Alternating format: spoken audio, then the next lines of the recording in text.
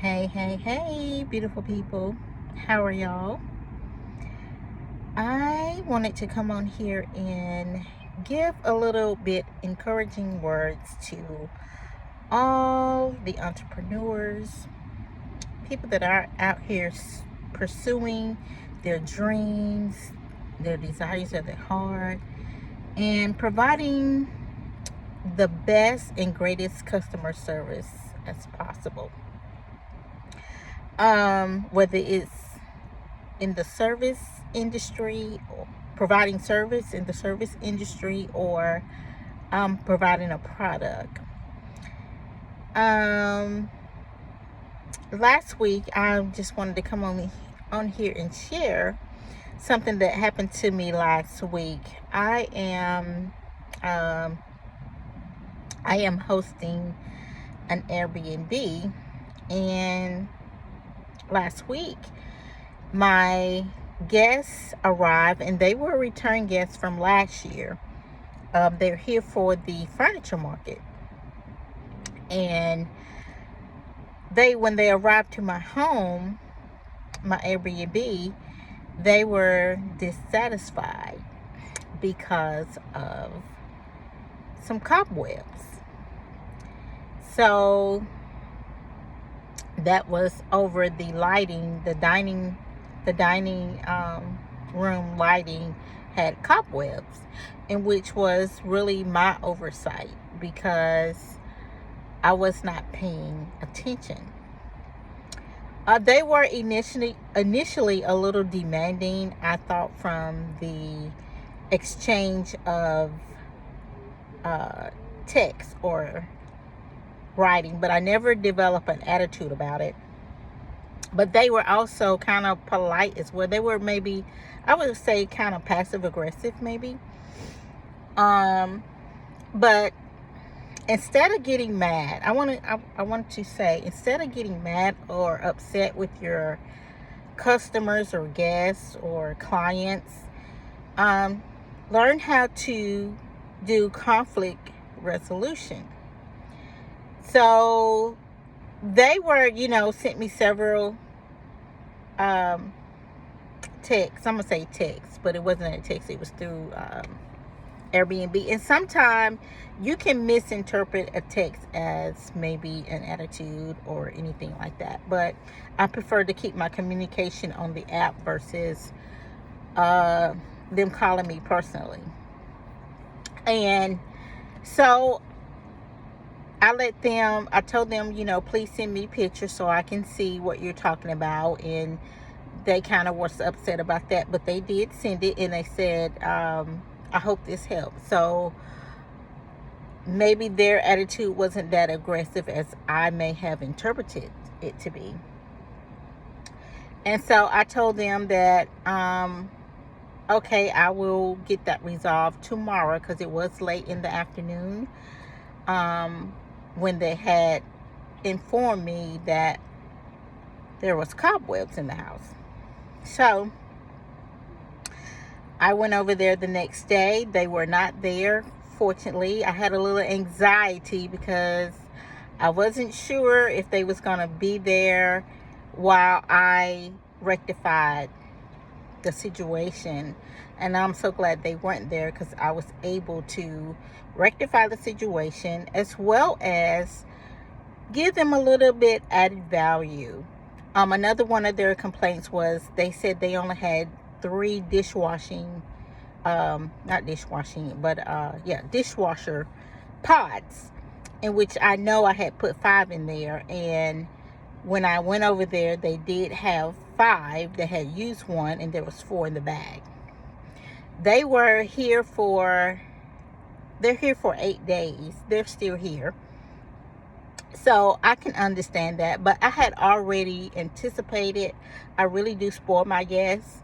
I had already anticipated that because of their stay was a little bit longer, I did give them extra. I provide toilet paper. I provide dishwashing liquid. I provide dishwasher pods. I provide laundry detergent. I provide extra towels and rags. I provide oops rags, which means rags and towels, which means things where if something mess up, they are available to use those. I provide extra sheets, linens for the beds. I provide coffee, water, candy, popcorn, sugar, salt, pepper, coffee. I got both the regular coffee, the dripper, as well as the cup coffee. And I provide all those things for them. Teas as well. Dishes, silverware, the glasses, the plates, all of those things I provide extra.